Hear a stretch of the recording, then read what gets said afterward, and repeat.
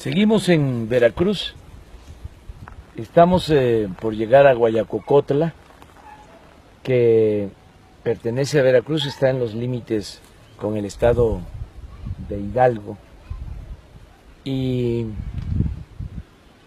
creo que conviene hacer una reflexión y denuncia al mismo tiempo sobre el predominio del nepotismo en los tiempos actuales. No se había visto en la historia, que yo recuerde, tanto nepotismo en la política.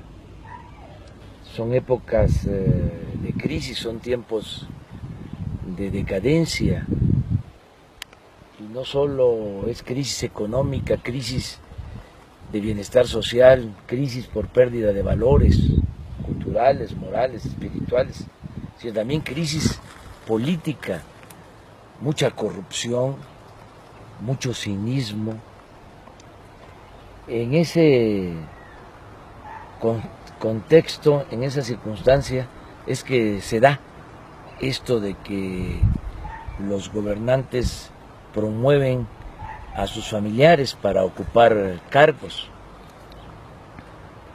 En la historia hubo mucho nepotismo que yo haya comprobado en la época de Porfirio Díaz.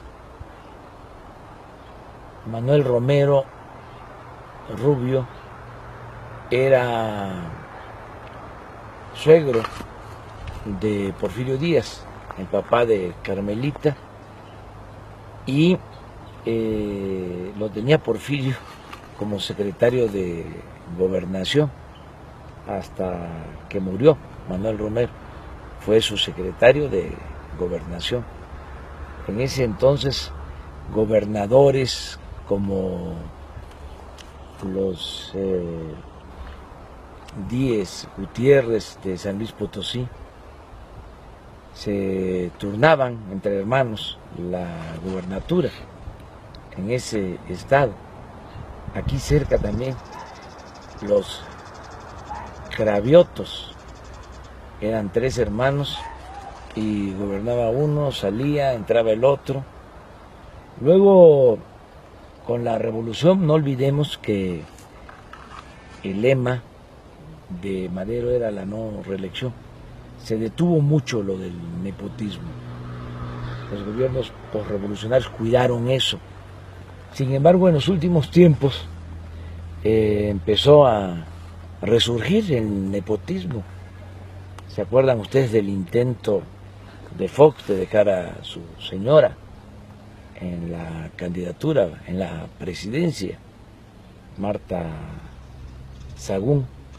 Ahora, aquí en Veracruz, hay un caso, considero inédito, algo nunca visto. Un hijo del gobernador es presidente municipal de Veracruz, un hijo de Yunes Linares, y el otro hijo es el candidato a gobernador. Imagínense ustedes, desde luego toco madera, en que es piso firme, y esto además no va a ocurrir, es algo muy remoto, ellos no van a ganar, pero en el supuesto de que ganara el hijo de Yunes, el papá le estaría entregando la gubernatura al hijo. Es un descaro, es algo cínico, nunca visto, es parte de la corrupción, de la degradación que existe en la actualidad.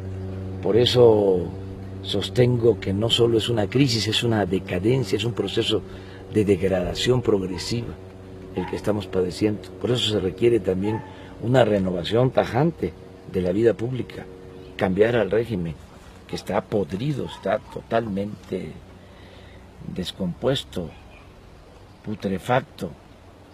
Esas cosas no se deben de permitir y no podemos quedarnos callados. Pero no es el único caso, es algo parecido, aunque esto es más grave lo de Veracruz, porque recuerdo también lo de los Moreira en Coahuila, pero ahí hubo un interinato, el que entrega la gubernatura a Rubén Moreira no es Humberto Moreira, su hermano, sino un interino, desde luego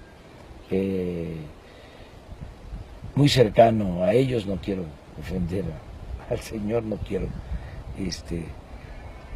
llamarle de otra manera, pero no fue directo.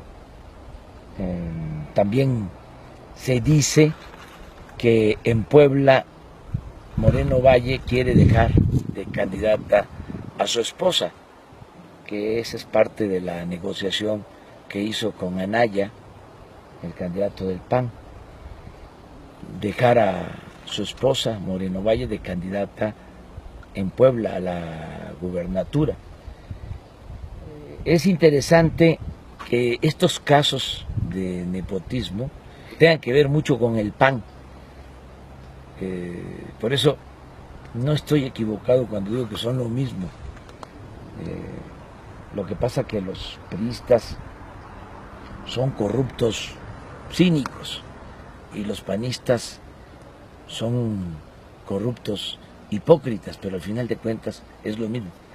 No hay duda de que el PAN está en una grave crisis, vamos a decir, de identidad. No tiene nada que ver con los ideales que sostuvieron quienes fundaron ese partido en 1939. No tiene nada que ver con Manuel Gómez Morín y con los fundadores del PAN. Yo creo que se volverían a morir de ver casos como el de Moreno Valle o como el de Yunes Linares. Esta es mi reflexión aquí antes de llegar a Guayacocotl, que comparto con ustedes.